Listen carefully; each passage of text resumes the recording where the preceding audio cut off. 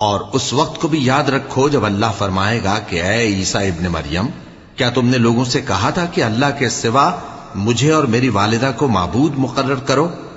وہ کہیں گے کہ تو پاک ہے، مجھے کب شایع تھا کہ میں ایسی بات کہتا جس کا مجھے کچھ حق نہیں۔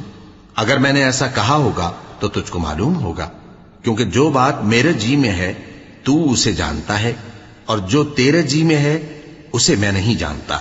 بے شک تو علام الغیوب ہے۔ میں نے ان سے کچھ نہیں کہا بجز اس کے جس کا تو نے مجھے حکم دیا، وہ یہ کہ تم اللہ کی عبادت کرو جو میرا اور تمہارا سب کا پروردگار ہے، اور جب تک میں ان میں رہا ان کے حالات کی خبر رکھتا رہا۔ پھر جب تو نے مجھے دنیا سے اٹھا لیا تو تو ہی ان کا نگراں تھا، اور تو ہر چیز سے خبردار ہے۔ اگر تو ان کو عذاب دے تو یہ تیرے بندے ہیں، اور اگر انہیں بخش دے تو تیری مہربانی، اس لیے کہ تو ہی غالب ہے، حکمت والا ہے۔ اللہ فرمائے گا کہ آج وہ دن ہے کہ سچوں کو ان کی سچائی ہی فائدہ دے گی۔ ان کے لیے باغ ہیں جن کے نیچے نہریں بہ رہی ہیں، ہمیشہ ہمیشہ وہ ان میں بستے رہیں گے۔ اللہ ان سے خوش ہے اور وہ اللہ سے خوش ہیں، یہی بڑی کامیابی ہے۔